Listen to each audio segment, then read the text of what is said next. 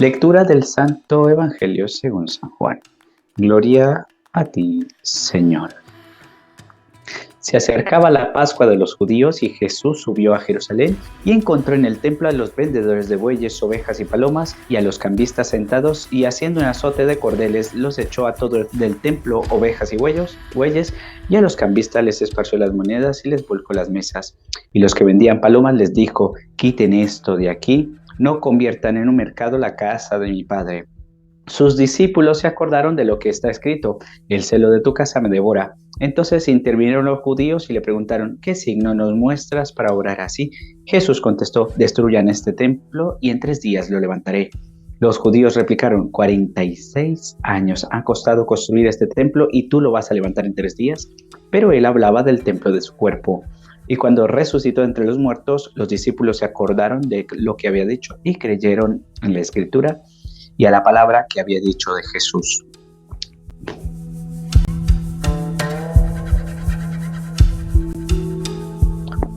Bueno, queridos hermanos, este evangelio tiene mucho significado, muy profundo. De hecho, San Juan lo coloca al inicio del evangelio porque para él esta acción de Jesús es muy importante, no porque Jesús simplemente busque purificar el templo para que el templo sea un lugar más devoto, más recogido, más dado a la oración y no haya tanto bullicio. No, o sea, el significado de este evangelio es 500,000 veces más profundo.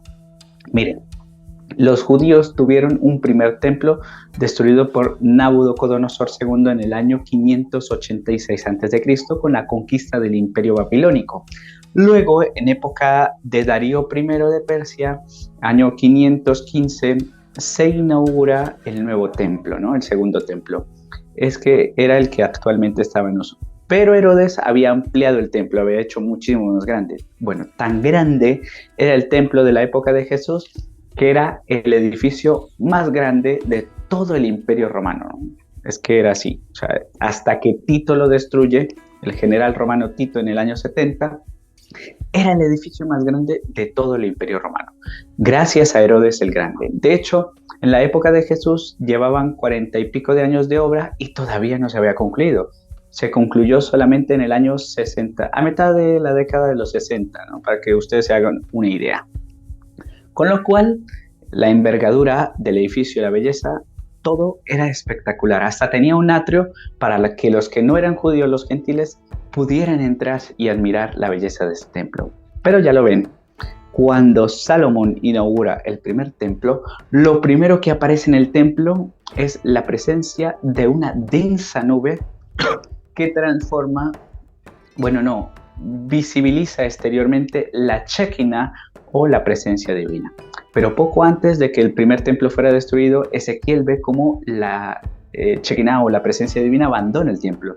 Y en el segundo templo, ya cuando se inaugura, resulta que en la ceremonia de inauguración no hay ninguna manifestación externa de que la presencia de Dios haya vuelto al templo. Ni que decirlo cuando el día de Hanukkah, en el año 164 a.C., los macabeos rededican otra vez el templo. Para nada hay ningún fenómeno que haga pensar que la presencia divina ha vuelto al templo. Es decir, será consciente hasta cierto punto de que solo hasta la época mesiánica no habría una restauración completa del culto tal como cual Dios lo había pedido. De ahí que algunos profetas como Zacarías esperasen más en la función sacerdotal del Mesías que en el hecho de que el Mesías fuera un rey sucesor de la casa de David, que también lo creían. Pero creían que cuando apareciera el Mesías, una de sus principales funciones sería la de renovar la liturgia del culto de Jerusalén, del templo, del culto que se da en el templo de Jerusalén. Por lo cual es muy importante lo que hoy Jesús hace, porque es un signo de purificación del templo y de purificación del culto. ¿Y qué es lo que había pasado? O sea, porque vale, está claro que la Shekinah o la presencia divina ya no estaba en el segundo templo. Pero ¿qué había pasado con el culto? Bueno, miren, lo peor no era simplemente los cambistas y los que estaban vendiendo ganado. Lo peor era la secularización interna de la propia clase sacerdotal. Tantas veces Benedicto XVI decía que lo peor no es los ataques de los enemigos de la iglesia, desde fuera obviamente, sino la secularización interna de la propia iglesia, es decir, que nosotros nos descafeinamos, ¿no? Ya no somos como un café potente, sino que nos descafeinamos. Y esto había comenzado a pasar en el siglo II antes de Cristo. Hay una serie de sumos sacerdotes, Menelao, Jasón y luego años después Alcimo, que es que prácticamente vivían al modo griego, habían dejado de vivir del modo judío, o sea, se habían mundanizado. Cuando estaba de moda el pensamiento griego tras la conquista de Alejandro Magno, ellos ya vivían al modo griego, sin cumplir fielmente las exigencias de la Torá.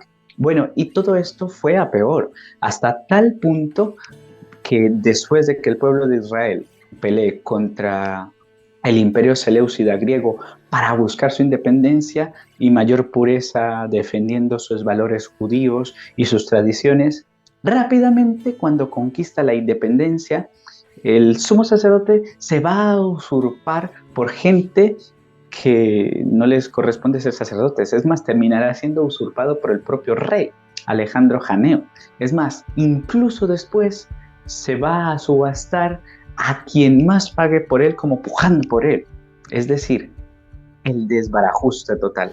A tal punto que un gran grupo de Israel, llamado los esenios, se separa del culto oficial del templo para llevar un estilo de vida sacerdotal mucho más puro, mucho más genuino en el desierto, esperando que algún día apareciera un Mesías sacerdotal que renovara el culto en el templo. Por tanto, todo Israel estaba pidiendo a gritos la renovación del culto del templo. ¿Qué hace Jesús? Decir que ahora hay un nuevo templo, pero ese templo, ¿qué es? Su cuerpo. ¿Y por qué su cuerpo? Muy sencillo, porque la Shekinah es la manifestación de la presencia divina. Pero ¿dónde se va a manifestar más y mejor la presencia divina que en él, que es Dios mismo hecho hombre? Por tanto, si Dios vive dentro de un templo y antes la gloria o el kabod divino se manifestaba en su Shekinah, que estaba en un templo, ahora vive Dios, pero ya no dentro de un templo, sino en Cristo, porque es persona divina con una naturaleza humana. Por tanto, su cuerpo es su templo.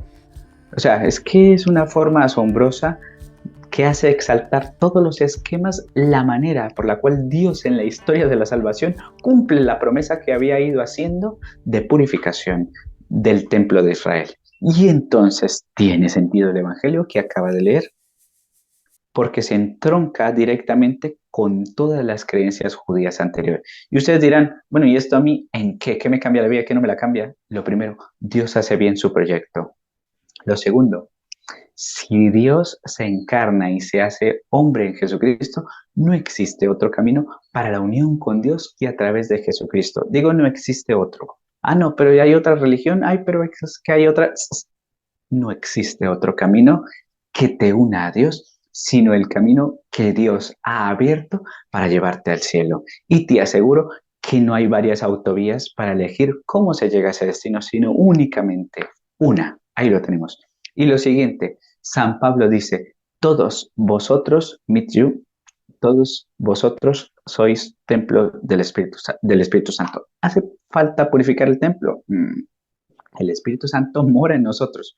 Puede haber en nosotros mundanidad como había en el templo, en época de Jasón, Meledao, Jalcimo y todos estos sumos sacerdotes que se habían dejado contaminar por el pensamiento mundano. Es decir, revisa tus criterios. ¿Son los del Evangelio? Al Espíritu Santo especialmente le ofende la cuestión de la lujuria, es decir, ensuciar el alma, el templo del alma. Y la tercera cuestión que más le ofende al Espíritu Santo es cuando no ardemos, cuando el templo está frío, cuando ya no está el fuego santo en el santuario que tiene que estar ardiendo continuamente. De hecho, sabemos que en época macabea este fuego se perdió y solo milagrosamente se recuperó parte. Por tanto, vida de pureza, vida de ardor y amor profundo a Jesucristo y vida donde los criterios del Evangelio estén en mí y no los criterios mundianos. Pues sí, creo que algo tiene que ver con nosotros este Evangelio. Para esto les voy a dar la bendición en este momento para que el Espíritu Santo cale en ustedes. Padre, Hijo y Espíritu Santo. Amén.